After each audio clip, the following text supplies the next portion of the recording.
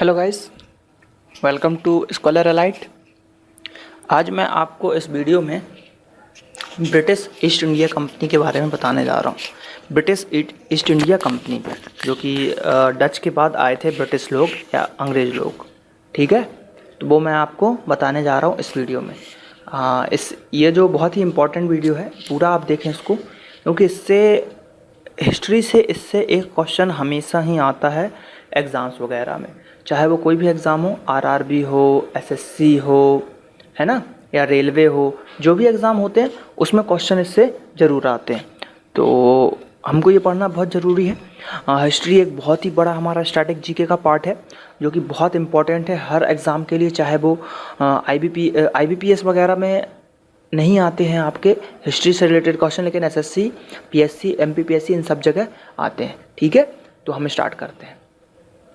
देखिए, अंग्रेज या ब्रिटिशर्स, जो अंग्रेज़ थे उनका भारत आगमन, देखिए डच के बाद अंग्रेज आए, ठीक है।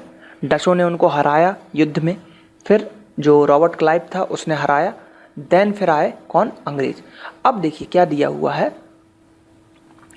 1578 ईस्वी में सर फ्रांसिस ड्रेक नामक एक अंग्रेज नाविक, ठीक है, क्या है नाम? फ्रांसिस ड्रेक नामक एक अंग्रेज नाविक ने जो समुद्री मार्ग से पृथ्वी की परिक्रमा करने निकला था, ठीक है, उसने लिस्बन, जो कि पुर्तगाल की राजधानी थी, लिस्बन, ठीक है, पुर्तगाल की राजधानी थी, वहाँ जाने वाले एक पुर्तगाली जो था उसका जहाज लूट लिया, ठीक है। पुर्तगाली का जहाज उसने लूट लिया। जैसे मान लीजिए लिस्बन जा रहा है, ये उसकी बोट है, ठीक है, और इसको अंग्रेजों ने लूट लिया, इस पर कब्जा कर लिया, ठीक है। तो फिर क्या हुआ, अब देखिए आगे देखते हैं। इस लूट से इसे कुछ नक्शे मिले, ठीक है, मैप्स मिले। क्या मिले? मैप्स मिले, और भारत की समृद्धि और आशा अंतरी की ओर जाने वाले मार्ग का ज्ञान मिल गया। अब देखिए, पुर्तगाली सबसे पहले आया था 1498 में, वास्को डी गामा आया था सबसे पहले, कालीकट में आया था कौन? पुर्तगाली। तो उसने अपने मैप वगैरह बनाए होंगे कि हमको कहाँ से कैसे जाना है, तो वो मैप मिल गया अंग्रेजों को, ठीक है। तो उनने सोचा इस मैप के थ्रू मैं भी जाके देखूँ वहाँ पे क्या होता है ना। तो वो मैप उनने लूट लिया, ठीक है। अब आगे देखते हैं। मर्चेंट एडवेंचरस, ठीक है, मर्चेंट एडवेंचरस। देखिए इसमें क्या है, उसे पता चला, अब उसने लूटा, उसे पता चला कि भारत एक बहुत समृद्ध स्थल है, इंडिया, जो कि सोने की चिड़िया कहा ही जाता था इंडिया को, हमारा इंडिया, भारत महान है, समृद्ध स्थल था। ऐसे उसे भारत आने का मार्ग पता चला व्यापारियों के एक समूह, जिसे मर्चेंट एडवेंचरस कहा जाता था। तो क्वेश्चन आता है, मर्चेंट एडवेंचरस क्या है, ठीक है, ये आखिर है क्या? तो ये था एक व्यापारियों के समूह का नाम था। क्या था? व्यापारियों के समूह का नाम था। इसके द्वारा 1599 में ईस्ट इंडिया कंपनी का गठन किया गया, ठीक है, ईस्ट इंडिया कंपनी का गठन किया गया 1599 में। क्वेश्चन आता है ईस्ट इंडिया कंपनी का गठन कब किया? तो 1599 में। ये इंपॉर्टेंट है, आपको याद करने हैं, ठीक। अब देखते हैं, महारानी एलिजाबेथ थी, ठीक है, उन्होंने कंपनी को चार्टर एक्ट दिया। देखिए, ब्रिटेन की महारानी एलिजाबेथ जो थी, उन्होंने ईस्ट इंडिया कंपनी को पूर्वी देशों के साथ व्यापार करने की अनुमति दे दी थी, ठीक है, अनुमति प्रदान कर दी थी। अब जो ईस्ट इंडिया कंपनी थी ना, उसको पहले हम क्या बोलते थे? ईस्ट इंडिया कंपनी को पहले हम साहसी, क्या बोलते थे? साहसी लोगों की मंडली भी बोलते थे, ठीक है, साहसी लोगों की मंडली भी बोला जाता था, क्योंकि जो मर्चेंट एडवेंचरस व्यापारियों का समूह था, उसी को ईस्ट इंडिया कंपनी का गठन करके बना दिया गया था, तो वो एक मंडली थी, ठीक है। अब जो ईस्ट इंडिया कंपनी थी, देखिए कुछ डिटेल्स मैं बता रहा हूँ, इनको आप लिख लीजिएगा। जो ईस्ट इंडिया कंपनी थी, तो कंपनी की जो देख रेख करता था, ठीक है, देख रेख करता था, तो वो कौन करता था? वो एक गवर्नर था, उसका नाम है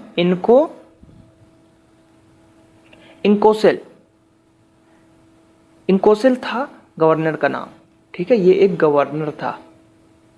कौन था? ये एक आपका गवर्नर था, ठीक है।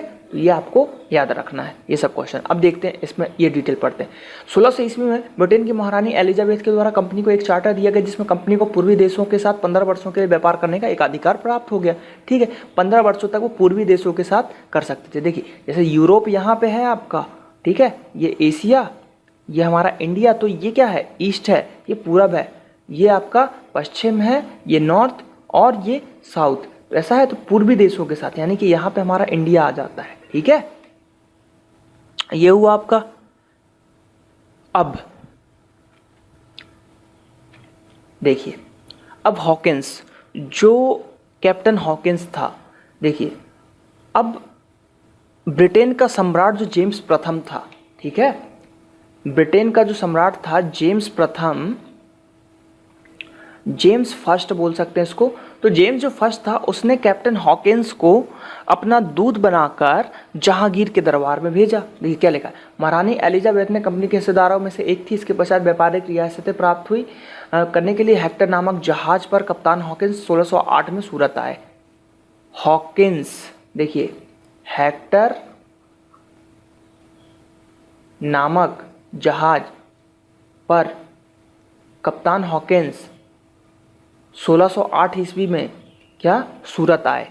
तो ये आपको याद रखना, क्वेश्चन आता है कैप्टन हॉकिंस कब आए, तो एक तो 1608 में आए, ठीक है, और 1608 में आए, और किस जहाज पे आए, तो हेक्टर जहाज से आए। ठीक है, हेक्टर जहाज से आए। देखिए 1608 में ही उन्होंने अपनी कोठी या कारखाना स्थापित कर लिया था। कहाँ पे, सूरत में ही।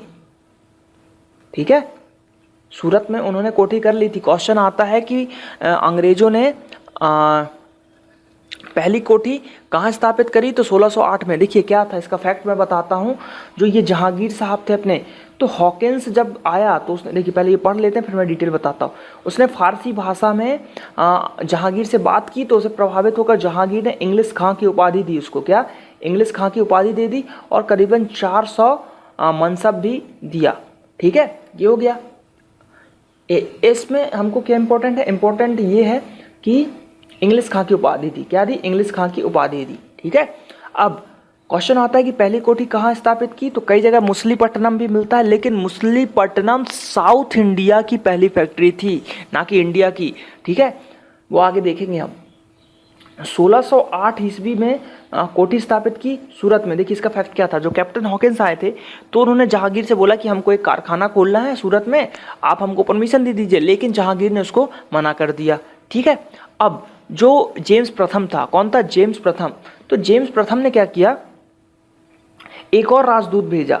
ठीक है, एक और राजदूत भेजा, तो क्या हुआ, एक और राजदूत भेजा, उसका नाम था टॉमस रो। क्या था, टॉमस रो। टॉमस रो को भेजा, तो क्या हुआ, उसने फिर जहांगीर के दरबार में गया, उसने फिर बोला कि व्यापारिक अनुमति चाहिए, तो उसने फिर मना कर दिया। लेकिन गुजरात का तत्कालीन सूबेदार था शाहजहां। जो हमारा गुजरात था उसका शासक उस समय था शाहजहां। ठीक है, शाहजहां, जिसको हम खुर्रम भी बोलते हैं। क्या बोलते हैं, खुर्रम। इसने क्या किया, इसने अनुमति दे दी उनको कि आप भैया गुजरात में, सूरत में खोल सकते हैं कारखाना। ठीक है, तो 1608 में सूरत में पहला कारखाना, मतलब उतने अच्छे से नहीं, लेकिन कारखाना स्टेब्लिश हो गया था। पहला कारखाना सूरत ही माना जाता है। एग्जाम में आप अगर मुसलीपट्टनम लगा के आते हैं तो वो आंसर आपका गलत हो जाएगा, आपको सूरत ही लगाना है। ठीक है, कई जगह नेट पे आपको मुसलीपट्टनम मिलेगा, लेकिन Masulipatnam is not a right answer. Right answer है आपका सूरत। ठीक है, तो ये थोड़ी सी स्टोरी थी इसकी। अब देखते हैं ब्रिटिश फैक्ट्री। अब 1611 में, ठीक है, 1611 में मुसलीपट्टनम, जो कि आंध्र प्रदेश में है, एपी, ठीक है, आंध्र प्रदेश में है, ब्रिटिश कंपनी ने अपनी पहली फैक्ट्री, ये देखिए जैसे कि ये पहली फैक्ट्री, तो ये जो है ना पहली फैक्ट्री, वो आंध्र प्रदेश यानी कि साउथ इंडिया की पहली फैक्ट्री है।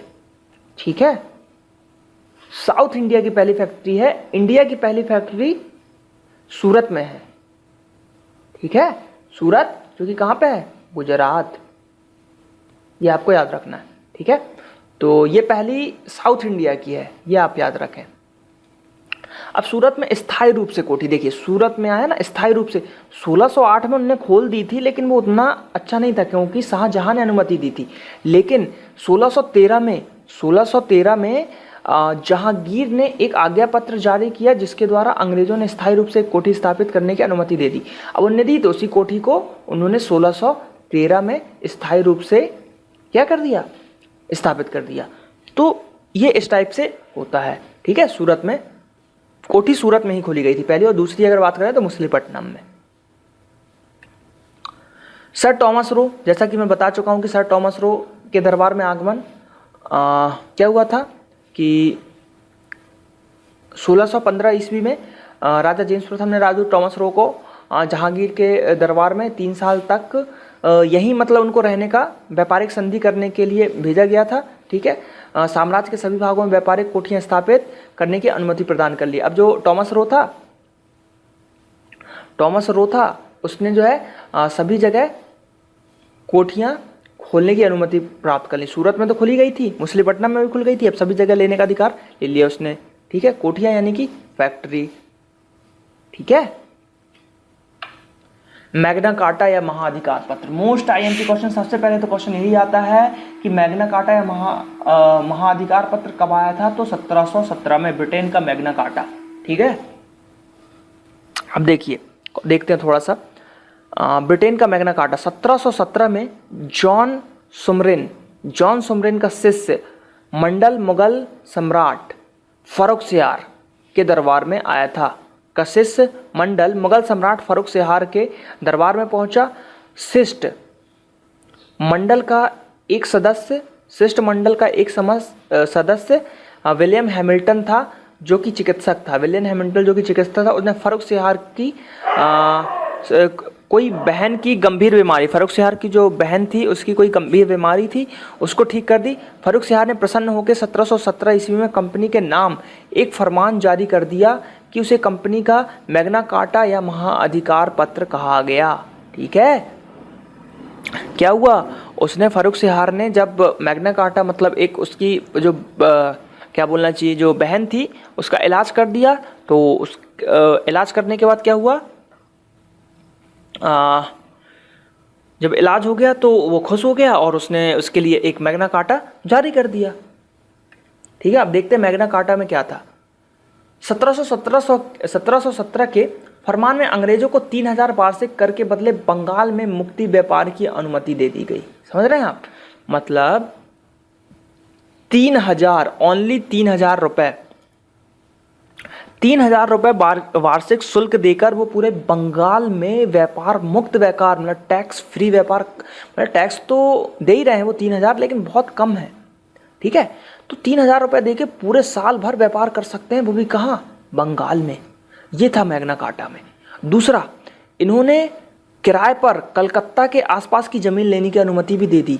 कलकत्ता की आसपास की ज़मीन भी आप ले सकते हैं, ठीक है। अब देखिए कलकत्ता आया है तो कलकत्ता के बारे में थोड़ा सा फैक्ट बता देता हूँ कि कलकत्ता की नींव किसने रखी, मतलब कलकत्ता को स्थापित किसने किया, तो वो किया था जॉब चारनाक ने। किसने किया था, जॉब चारनाक ने। जॉब चारनाक ने कलकत्ता का मतलब नींव रखा था, ठीक है। जॉब चारनाक ने कलकत्ता का नींव रखा था।